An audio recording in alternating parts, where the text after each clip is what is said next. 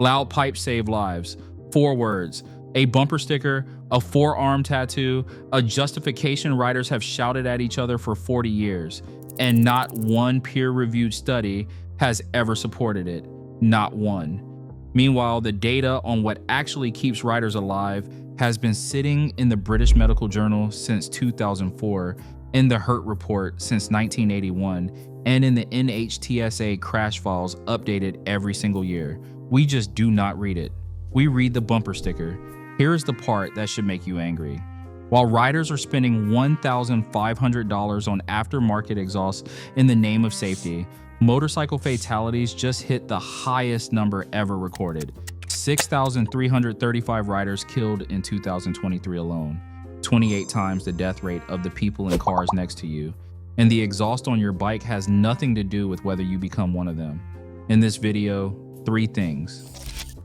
Where the killing crash actually happens, and why your exhaust is pointed the wrong way for it.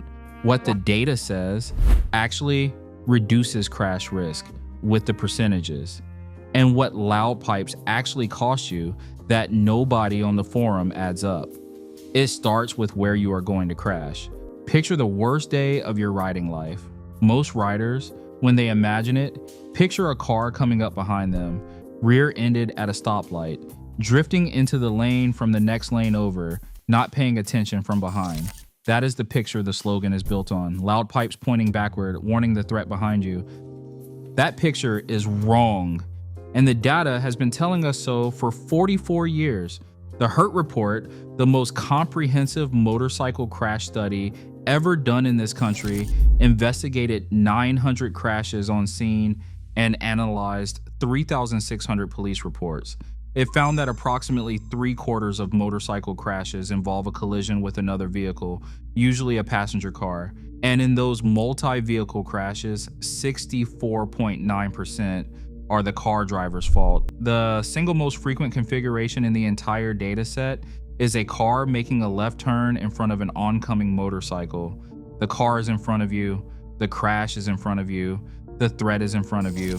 40 years later, the NHTSA 2023 Traffic Safety Facts Report broke down 3,419 fatal 2-vehicle motorcycle crashes in a single year.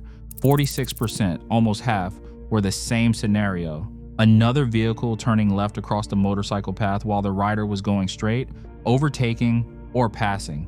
Half of every fatal 2-vehicle crash in this country involves a car violating a rider's right-of-way from in front, not behind. Across the Atlantic, the European MAIDS report studied 921 motorcycle accidents in 5 countries. 69% of the drivers involved told investigators the same thing. I did not see the motorcycle. They did not say I did not hear it. They said I did not see it. The failure mode is visual, not auditory. The Hurt Report. Finding number 18 says it in one sentence: conspicuity of the motorcycle is most critical for the frontal surfaces of the motorcycle and rider. Frontal surfaces. Your exhaust is on the back of the bike. Your exhaust radiates sound backward. The car that is about to ruin your life is in front of you, sound deadened, climate controlled, with the radio on. And the slogan you have been quoting at every Sunday meet has you spending $1,500 to alert the threat that statistically is not there, while ignoring the threat that statistically is. That is not safety. That is geometry illiteracy with chrome on it. But that is only half the problem. Even if the noise were pointed the right direction, physics has already broken the system before the sound waves leave the pipe. Here is a question nobody at the bike night ever asks. If loud pipes work, why does SAE, the Society of Automotive Engineers, the organization that writes the standard for measuring motorcycle exhaust noise, put the microphone behind the bike? Read SAE J2825, the standard procedure for measuring on highway motorcycle exhaust sound pressure. The microphone is held at a 45-degree angle, 20 inches from the exhaust outlet, behind. The standard is behind because that is where the maximum sound pressure level is. Engineers do not measure noise in front of the bike because there is not enough noise in front of the bike to measure with consistency. The pipe radiates rearward by design. Every aftermarket exhaust ever sold operates on this same physics. The advertising photos all show the back of the bike for a reason. Now apply the inverse square law. Sound intensity drops with the square of distance. Double the distance from the source, you get a quarter of the intensity. At 10 feet behind your bike, your exhaust is ear-splitting. At 30 feet, about the distance to the left-turning car, at the moment they decide to commit, the sound has already lost most of its power, and it is still pointed the wrong way. Then you hit the cabin wall. Modern cars are engineered for noise reduction. Sound deadening on the firewall, in the doors, under the carpet, in the headliner, climate control fans, electric power steering whine, the radio, which most drivers have on. A 2020 study by the Romanian Polytechnic University of Bucharest tested motorcycle exhaust audibility from inside a typical modern car at varying distances and positions, behind the car, beside the car, in front of the car. The conclusion was the same one anyone with an acoustics textbook could have predicted. By the time the sound reaches the driver who is about to turn left, it is already arriving too late, too quiet, and from the wrong direction to change the outcome. This is the part the slogan was never engineered for. Loud pipes save lives was coined when cars were Buicks and Cadillacs with single pane glass and AM radios. Today's drivers sit inside acoustic boxes with double glazed windows and active noise cancellation. You are louder. They hear you less. That gap is widening every model year. So what works at the moment that matters? A horn. A real one. A forward-facing air horn that pushes 130 decibels at the windshield costs about $30. A modulating headlight, a daytime running light that pulses at the legal frequency, is visible from a quarter mile out and is on every second you are riding. Both face forward. Both reach the driver before their hands turn the wheel. Both cost less than the tax on the exhaust you were about to buy. And here's the part that breaks the whole argument. The peer-reviewed data on what actually reduces motorcycle crash injury has been sitting in front of us for over 20 years, with specific percentages, and almost nobody quotes it. Same rider, same road, same time of day, 2 outfits. In 2004, the British Medical Journal published a population-based case control study by Wells and colleagues out of the University of Auckland. 463 motorcyclists who had been hospitalized or killed in crashes, 1,233 control riders randomly recruited from roadside surveys at the same locations, same hours, same conditions. This is the controlled comparison. Same population, same exposure. The variable is what they were wearing and how their bike was set up. Now read the numbers. Riders wearing fluorescent or reflective clothing on top, 37% lower risk of crash-related injury. Compared to a black helmet, riders in a white helmet, 24% lower risk. A light-colored helmet against a dark helmet, 19% lower risk. With the daytime headlight on, 27% lower risk. Read those numbers again. 37, 24, 27. Peer-reviewed. Population-based. Published in the British Medical Journal. These are not manufacturer marketing claims. These are not anecdotes. This is the gold standard methodology for safety research, and the answer about what reduces motorcycle crash injury has been hiding in the literature for over 2 decades, while we yelled at each other on forums about exhaust volume. You know what number does not appear in the Wells study, or in the Hurt report, or in the Maids report, or in any peer-reviewed motorcycle safety data set published anywhere on Earth? Loud exhaust. It is not measured because it has never produced a population-level safety effect anyone can detect. The variable is invisible to the data because the effect, if it exists at all, is too small to find against statistical noise. Now here is the math that should hurt. A typical aftermarket slip on exhaust costs $800 to $1,500 installed. Add a sound check failure or a noise citation in California or Florida, and you are at $1,600. For that money, you can buy a high-vis jacket with armor, $150. A white modular helmet with a real 5-star rating, $300. A headlight modulator, $75. A loud forward-facing air horn, $30. And an MSF advanced rider course or a track day school, $300 to $400. Total, roughly $1,000. You would still have $500 left over. And every item on that list has documented odds ratio reductions in the peer-reviewed literature. The exhaust has 0. This is not opinion. This is the data safety bodies have been publishing since the year my favorite t-shirt was new.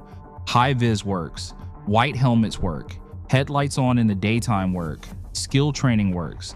The exhaust is not on the list because it has never earned a spot on the list, and that is just what it costs you in safety. There are 3 other costs. The bumper sticker never adds up. The first cost is in your own head, and you will keep paying it long after you stop riding. University of Florida audiologists tested 33 motorcycles. Nearly half of them produced sound levels above 100 decibels when throttled up. The loudest measured 119 decibels. The National Institute for Occupational Safety and Health publishes a recommended exposure limit for noise. At 100 decibels, that limit is 15 minutes a day before permanent hearing damage starts. At 119 decibels, it is 11 seconds. 11. Read that again. Your morning commute is doing damage in the time it takes to put on your gloves. The Environmental Protection Agency limit for a street-legal motorcycle built after 1985 is 80 decibels, a number every aftermarket pipe is designed to exceed. Sustained exposure above 85 causes permanent hearing loss, according to the National Institute on Deafness. This is not theoretical. Tinnitus is the constant ringing that does not stop when the bike stops. Hair cells in your cochlea do not grow back. The bumper sticker does not fix what it broke. The second cost is in your wallet every time a cop hears you. In Florida, exhaust-related citations went from 857 in fiscal year 2017 to 3,018 in fiscal 2021. That is a 300% increase in 4 years. The state's own legislative report documented fines from $50 for a first offense to $500 for repeat offenses. Some jurisdictions add vehicle impoundment. California's Assembly Bill 1824, signed in 2018, removed the old fix-it ticket grace period for excessive exhaust noise. Citation, fine, court date. The compliance certificate from a Bureau of Automotive Repair referee costs another $108 on top of the ticket. Every state is moving the same direction. Loud pipes used to be a culture, now they're a revenue line. The third cost is the hidden one you do not see, but every rider in your community pays. Every loud exhaust complaint to a city council, every lane-splitting bill that dies in committee because residents associate motorcycles with 3 a.m. wake-ups. Every parking restriction, every right-of-way conversation where motorists arrive, having already decided motorcyclists are inconsiderate. The political capital we need for lane filtering, for protected lanes, for driver awareness laws, for the things that actually move the safety needle, is being spent at every traffic light by riders who have convinced themselves the noise is a safety device. It is not. It is a tax on the rest of us.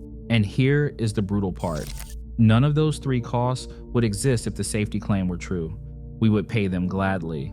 Hearing loss, citations, political blowback, fine, if it actually saved riders. But it does not.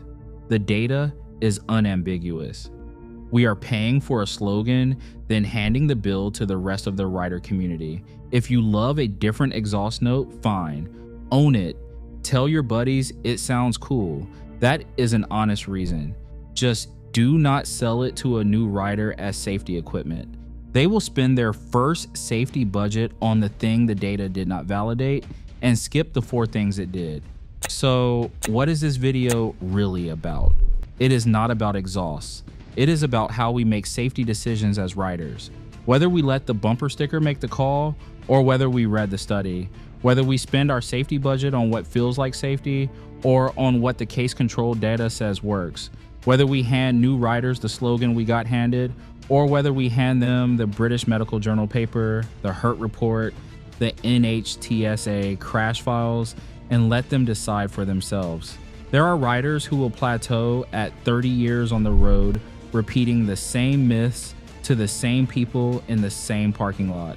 And there are riders who will outlive them because they read the data, bought the gear, with the documented odds ratio reductions, and train for the crash that is actually coming, the left turn from the front, the driver who did not see them, the 2-second avoidance window. The Hurt report measured 44 years ago. 6,335 riders died in 2023. None of them was saved by an exhaust. Some of them might have been saved by a fluorescent jacket, by a white helmet, by the modulator on their headlight, by the advanced course they did not take. Real safety is what shows up in the data, not what shows up on the bumper sticker. Next video, we are breaking down the gear that earns its keep by the numbers, by the standards, by what actually catches the driver's eye before the wheel turns. Subscribe so you do not miss it. New honest reviews and rider tips every week.